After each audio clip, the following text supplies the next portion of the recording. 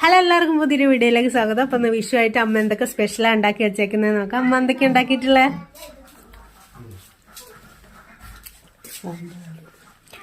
സാമ്പാറുണ്ട്, അവിയലുണ്ട്, chicken കറി ഉണ്ട്, പച്ചടി ഉണ്ട്, ഉപ്പേരി ഉണ്ട്, നല്ല കഷ്ണമീൻ കറി വെച്ചതുണ്ട്, കൂട്ടുകറി ഉണ്ട്. ഇത് നല്ല ബീഫുണ്ട്. ബീഫ് നല്ല തേങ്ങാക്കൊത്തൊക്കെ ഇട്ട് വരട്ടിയ സാധനമാണ്. അടിപൊളി സാധനമാണ്. പിന്നെന്താ ഉള്ളത്? ഇതെല്ലാം നമ്മൾ വിളമ്പാൻ വേണ്ടി സെറ്റാക്കിയതാണ്. പുളിയിഞ്ചി ഉണ്ട്, ഇതേ പപ്പടം ഉണ്ട്,